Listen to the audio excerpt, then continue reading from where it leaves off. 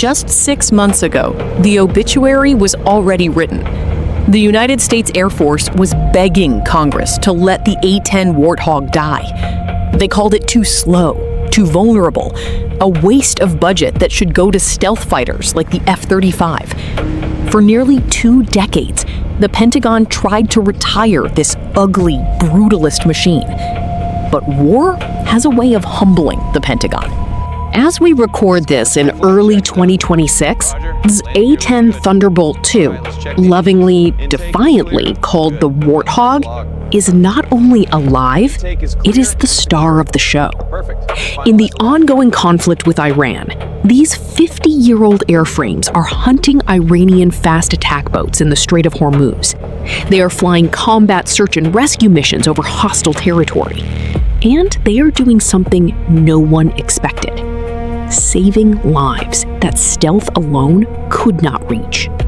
Today, we are going inside the new A-10. We are looking at the Titanium Tub, the legendary gun, the surprise maritime mission that just saved this aircraft from the scrapyard, and why the Air Force just extended its life to 2030 and beyond. This is the Warthog. Unkillable, unforgettable, and unmistakable. Let's set the stage. On April 20th, 2026, Air Force Secretary Troy Mike dropped a bombshell. Despite years of trying to gut the fleet, the service announced an official extension of the A-10 until at least 2030. That is not a delay of retirement. That is a recommitment. Why the sudden 180? 2 words: Epic Fury. Operation Epic Fury is the ongoing U.S. campaign against Iranian military assets in the Persian Gulf and the Strait of Hormuz. And it turns out, high-tech stealth fighters are brilliant at breaking down the front door. F-35s have been destroying Iranian air defenses deep inside their own territory. But war is not just about the front door. It is about the mess inside the house. That is where the Warthog comes in. The Navy and Air Force realized something critical. Stealth does not matter when you are trying to swat a dozen small speedboats swarming like mosquitoes. An F-35 flying at Mach 1.6 at 30,000 feet cannot even see a rubber boat with a machine gun. But an A-10 at 300 knots, 200 feet above the water, that pilot can wave at the enemy before pulling the trigger.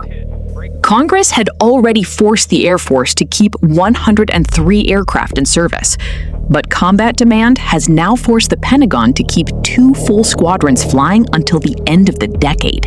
The Warthog is no longer a relic, it is a necessity. To understand the new A-10, you have to understand the old philosophy. Most modern fighters are built to not be seen. Radar evasion, infrared suppression, stealth coatings that cost more than gold. The A-10 takes the opposite approach. It is built to not die, even when it is hit, repeatedly, by large caliber rounds. Let's start with the cockpit. The pilot sits inside what engineers call the Titanium Bathtub. That is not a nickname, it is literal. Weighing nearly 1,200 pounds, about 540 kilograms, this armor surrounds the pilot from all sides. The sides are 1.5 inches thick. The floor is nearly 2 inches thick. It can withstand direct hits from 23mm explosive rounds, and even some 57mm fragments. Now look at the engines. They are mounted high on the rear fuselage, tucked behind the main wings. Why? 2 reasons. First, if a soldier on the ground fires an infrared-guided missile at the exhaust, the wing physically blocks the heat signature from below. Second, the A-10 is designed for rough field operations. If you have to land on a dirt highway, a bombed-out runway, or a desert strip, those high-mounted engines will not suck up rocks and debris. The intakes are also fitted with deflector guards. But here is where the legend becomes reality. During the Gulf War in 1991, an A-10 piloted by Captain Robert Swain took over 100 bullet holes.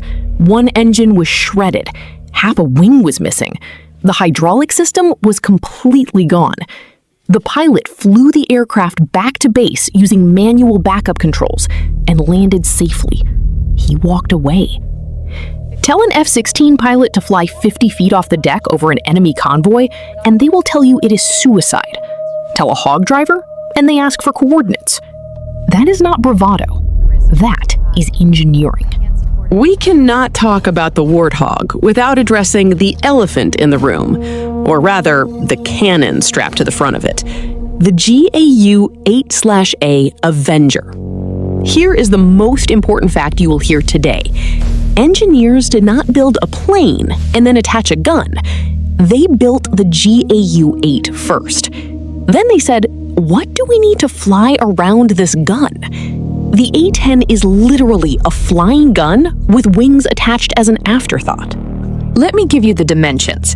The GAU-8 is 19 feet long. That is longer than a Volkswagen Beetle. It weighs over 600 pounds just for the gun body, and nearly 4,000 pounds including the ammunition drum. It fires 30mm rounds at a rate of 3,900 rounds per minute. That is 70 bullets every single second. But here is the physics lesson that makes the Warthog so strange.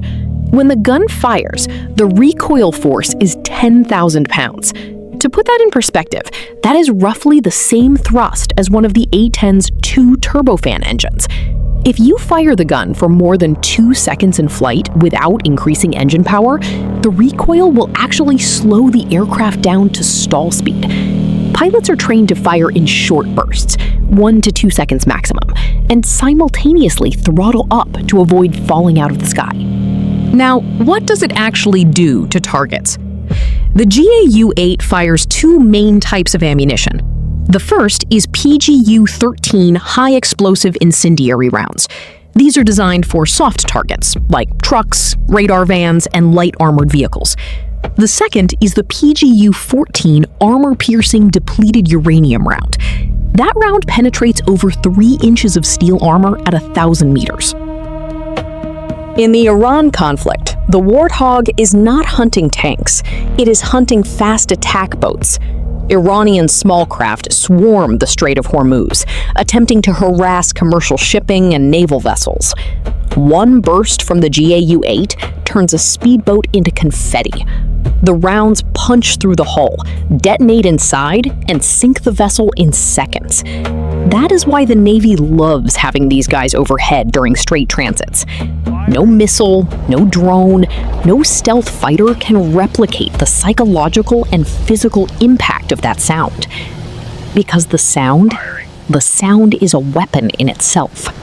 Every A-10 pilot will tell you the same thing. You do not hear the gun from inside the cockpit. The engines are too loud, and the gun is mounted so close that the sound is mostly absorbed by the airframe. But if you are on the ground, the enemy hears death coming.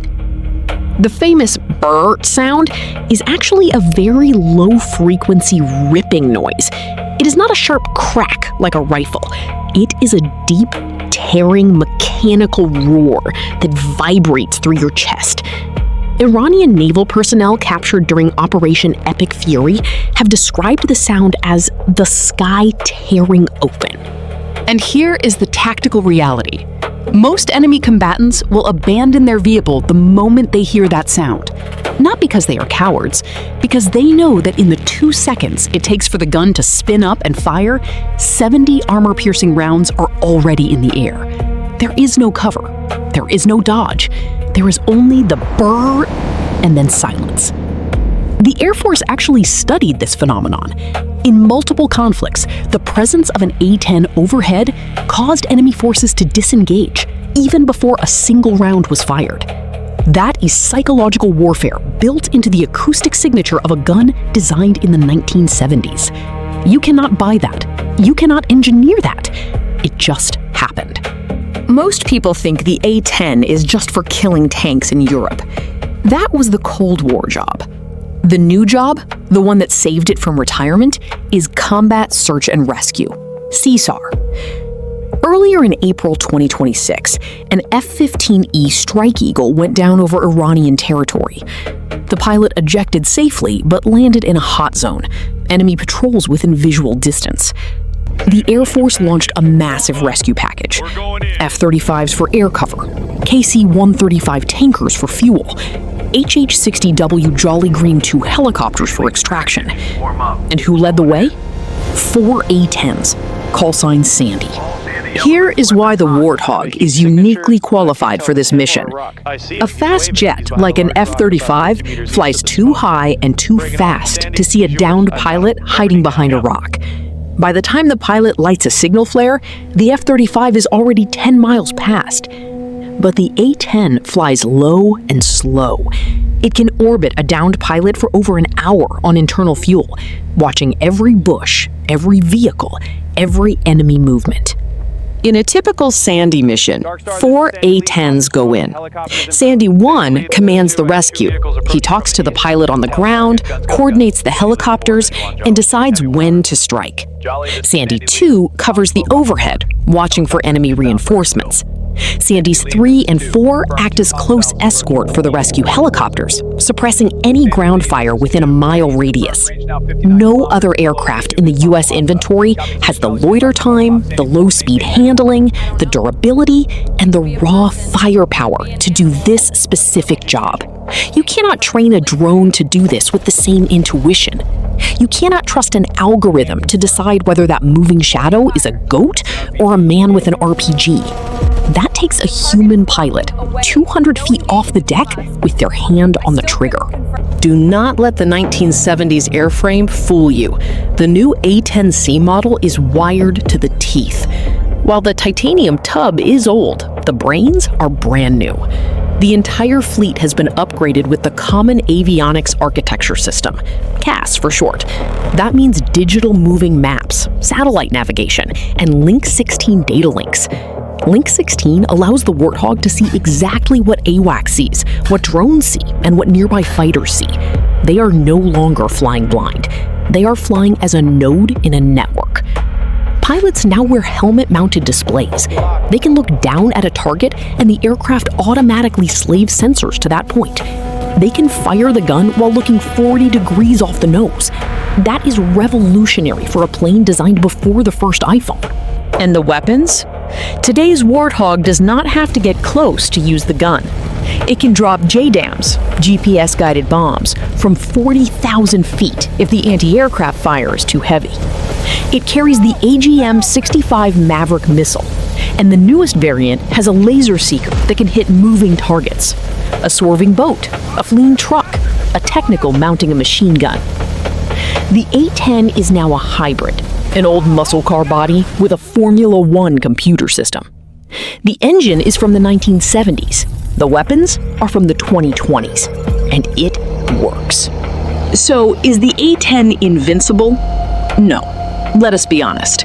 In a full-scale war against China or Russia with modern integrated air defenses, long-range surface-to-air missiles, and stealth fighters, the Warthog would struggle. It is slow. It is not stealthy. It cannot survive in a dense, high-altitude, anti-access environment. But war is not always that war. War is messy. War is asymmetric. War is a pilot screaming for help on a radio while enemy soldiers close in from 3 directions. For those missions, the ones that do not make headlines, the ones that happen in the dark, over water, over mountains, over cities, the new A-10 Warthog is the best tool in the shed. It is ugly, it is loud, it is ancient, and it is utterly, terrifyingly effective. Long live the Warthog. Thanks for watching. If you want to see more on Operation Epic Fury and the future of close air support, check out the video on screen right now. Hit subscribe, and I will see you in the next one.